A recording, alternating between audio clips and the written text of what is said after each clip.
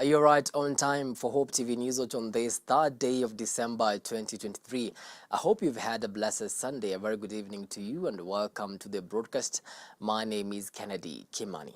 Now let's get straight into it. And President William Ruto has today met the United Arab Emirates President Sheikh Mohammed on the sidelines of the COP28 in Dubai, where the two have committed to work closely to increase their value of trade. President William Ruto has said that robust trade relations will ensure that Kenya expands its value of exports to UAE, which stands at 34.6 billion shillings a year. The two countries will also exploit their long-standing relations to enhance bilateral investments. President Ruto also held talks with the President of Kosovo, Vjosa Osmani, where they agreed to work together on issues of common interest.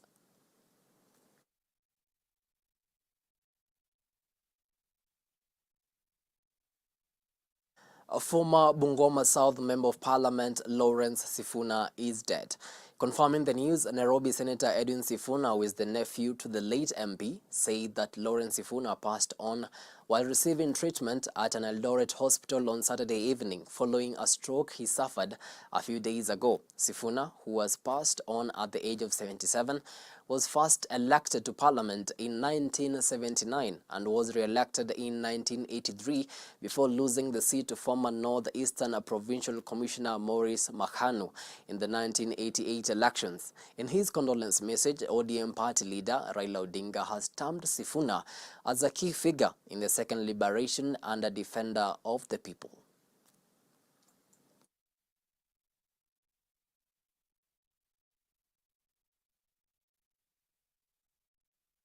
His soul rest in peace.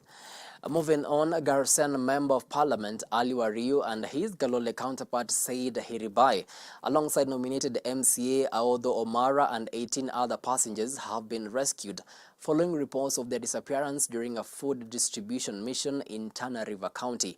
According to the Tana River County Commissioner Benja Omar, the MPs and their companions were located early today in a search coordinated by the Kenya Red Cross Society. Commissioner Omar revealed that the missing individuals were found in the vicinity of Feji, from where they were safely evacuated to a secure location.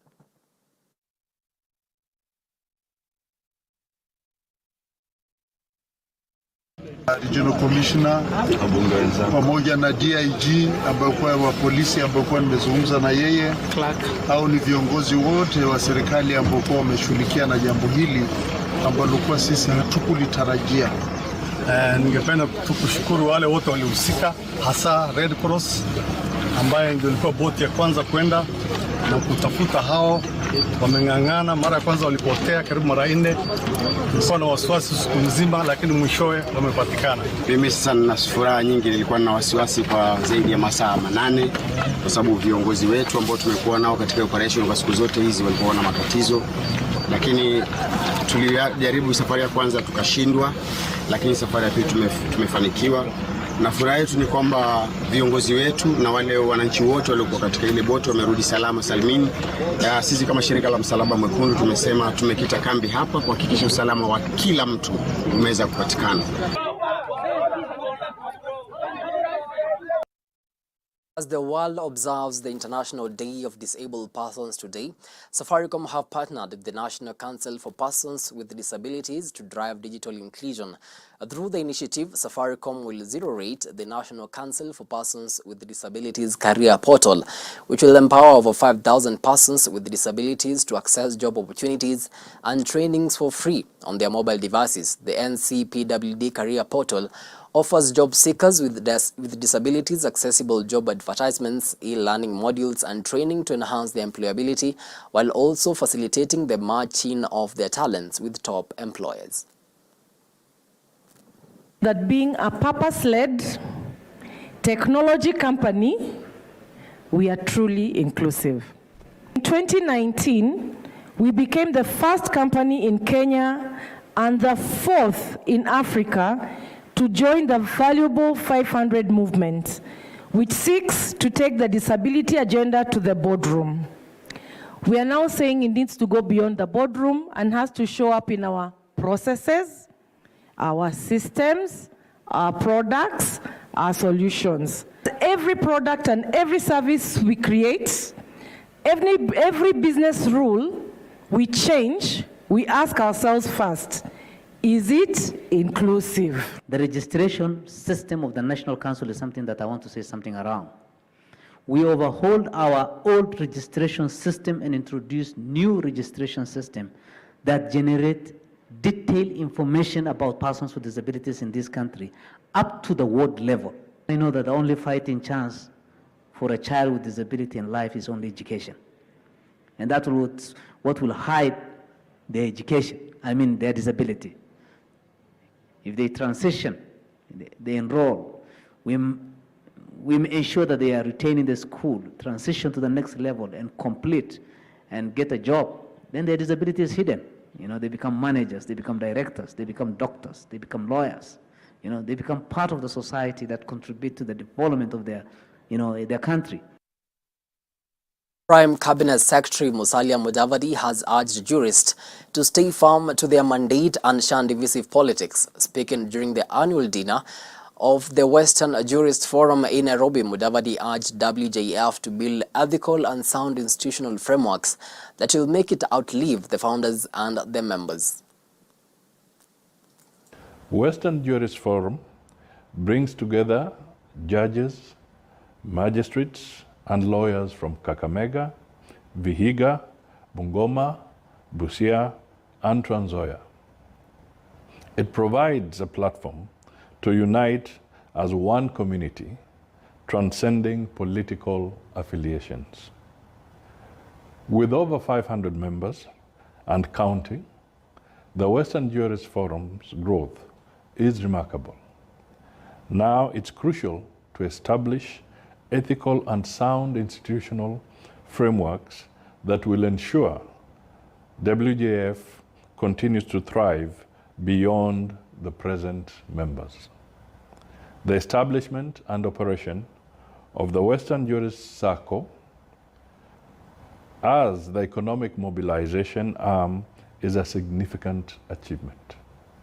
I encourage you all to save regularly, borrow wisely, and invest for your individual and socio-economic welfare. Western Jurist Circle is our community's response to the socio-economic challenges we face. Let us nurture it to become a greater financial institution in the future.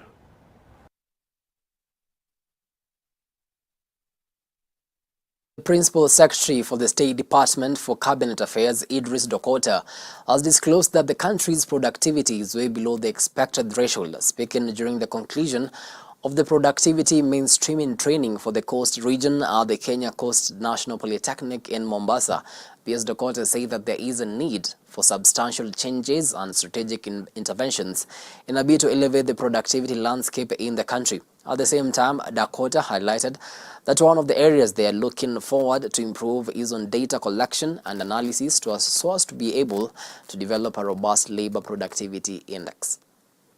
Looking again at the relationship between performance contracting and the productivity, still there is no clear linkage, and that's why we have included it in the 20th cycle to see how best we can solve the productivity equation in this country. The main issue here that we are trying to address again is the ballooning wage bill. You can see the ballooning wage bill. The wage bill stands at 46 to 47% of our revenue according to the SRC. That is not a recommended standard. PFM advocates for levels to 35%. The farther we could go, it should be 35% of our national revenue.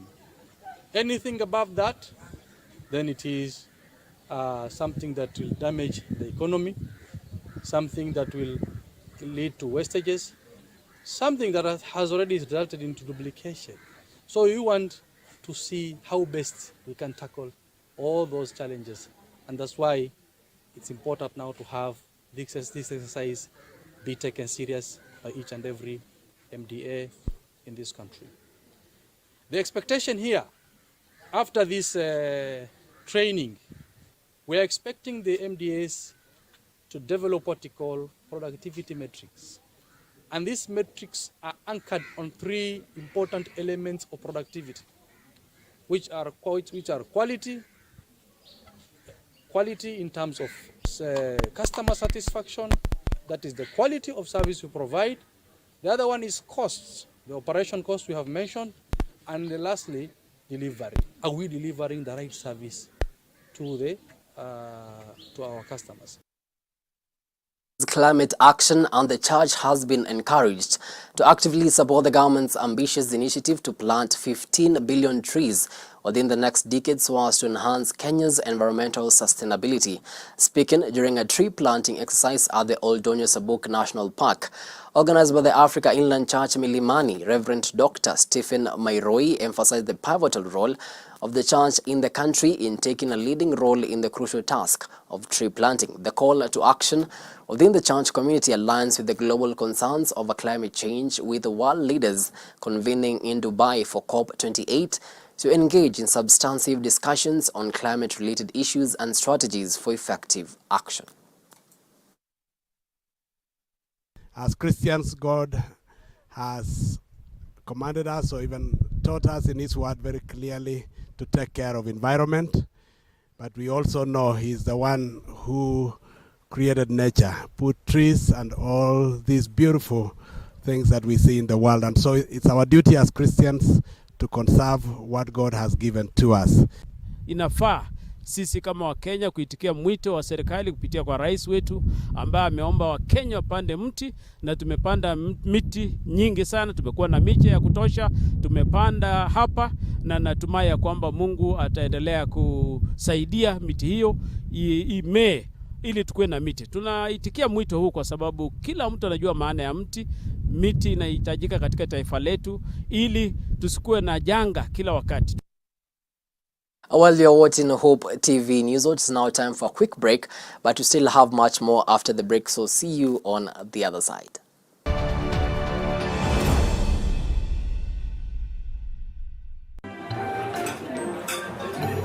I've actually been trying to find a balance. It's been really tough and hectic, but everyone says once you get a hang of it, it becomes better, and I don't know, but I'm hoping to find a balance soon because it's really been hectic. But you've been in the job industry for a long time, so I think you would know better. Cindy? Huh? What time is it? I need to catch up on Leadership Forum. Did they have a radio here? Never mind. I brought my own. No way. You can't be serious. Wait, Why do you have a radio and you can just catch up with the shows on Hope FM podcasts? Really? Even which of the what? I mean, you can find them on whatever platform, name it. AfriPods, Google Podcasts, Apple Podcasts, Spotify, you name it. But I'm not subscribed on any of them. So no worries. You can just check out the latest episodes on hopemediakenya.org. You can now listen to select Hope FM programs on your favorite podcast streaming platform or directly on our website www.hopemediakenya.org. Listen and live. It's finally here. The breakfast show that will kickstart your morning with a message of hope, coupled up with wholesome music, and of course, captivating conversations that matter to you. We shall touch on topics on law, relationships, the Christian walk, and in addition, we will also be keeping you up to date with news and all the trending topics. Join me, Beatrice Watare, and me, George Gishuru, every Monday to Friday from 7 a.m. to 9 a.m. on Hope at Dawn. Only on Hope TV, where you look and live.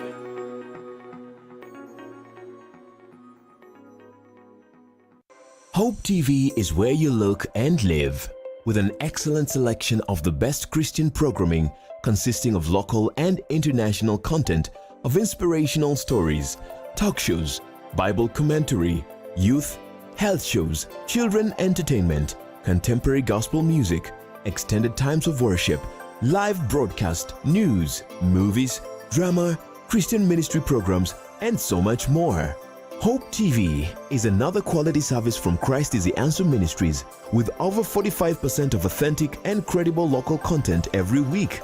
Hope TV is a sister station to Hope FM, Kenya's leading Christian radio station with footprints across the country. Tune in to Hope TV, where you look and live.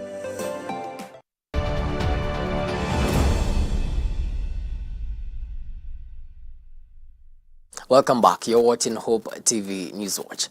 The East African Community Regional Force has today begun its withdrawal from the Democratic Republic of Congo. This follows an EAC summit on the 25th of November, where the East African Community announced that DRC will not renew the mandate of the regional force beyond the 8th of December this year. A first group of around 100 Kenyan soldiers from the force, which also includes Ugandan, Burundian and South Sudanese soldiers, left the region from Goma Airport bound for Nairobi. The East African Community first deployed troops in the violence-plagued region in November last year after the resurgence of the M23 rebel group. At that time, the Congolese authorities invited the EAC to deploy its forces to free the areas conquered by the rebels. The future of the deployment was, however, thrown into doubt after DRC President Felix Tshisekedi accused the force of cohabiting with the rebels rather than forcing them to lay down their arms.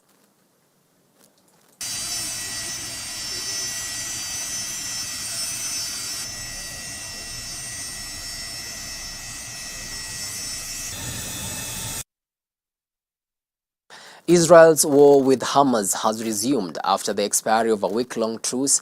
The resumption of the war threatens to compound the suffering in Gaza. Some 2 million people, almost its entire population, are crammed into the territory's south, where Israel urged people to relocate at the war's start and has since vowed to extend its ground assault.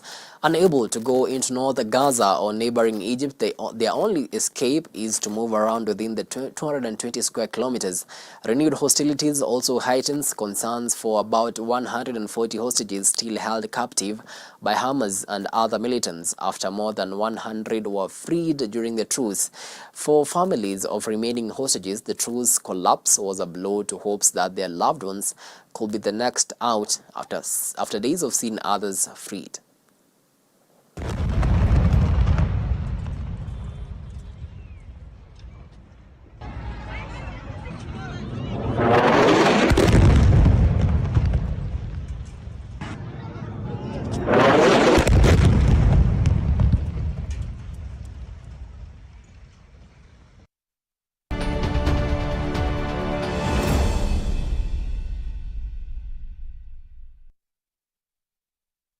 To some sporting action now. The 2023 NCBA Golf Series concluded with an impressive display of golfing skills and competition at the grand finale hosted at the Sigona Golf Club.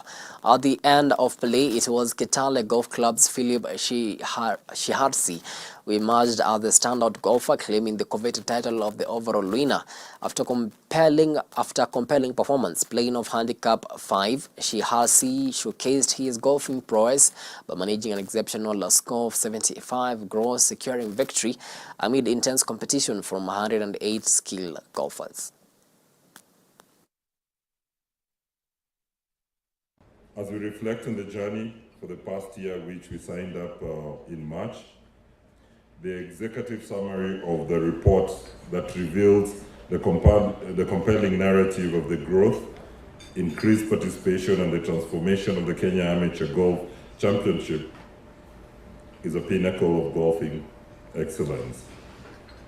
Your commitment to foster the development of golf, especially in junior golf in Kenya, has not only elevated the profile of this event, but also played a very pivotal role in shaping the very landscape of golf within the region, Kenya, Uganda, Tanzania, Rwanda. As I said, I think for the golfing community, having somebody who is consistently there supporting the development of golf has been fantastic. And again, that is why we have seen the performance of golf get very, very good. In the spirit of talent teller, as I said before, we have sponsored together through KGU amateur golfers to win actual money. And indeed, we have the highest rated amateur golfer who've been playing through these series and improved their performance. And now they are, I believe, 85th best rated in the world. So that is what I think we have had. In terms of the community, as I talked about the junior series, which is part of the overall golf series, again, bringing families together. It's been a really wonderful moment to see families on the course.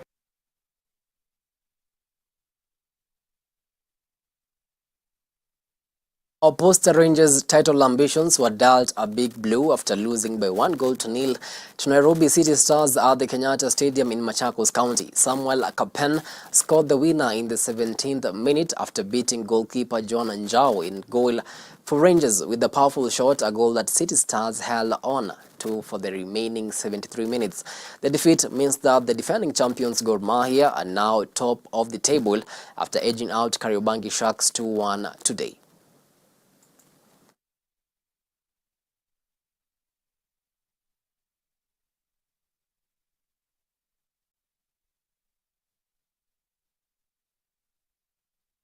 For news tonight, many thanks to you for watching Hope TV Newswatch. We really do appreciate the value of your time. On behalf of the whole team that made this broadcast a success, have yourselves a blessed night. My name is Kimani.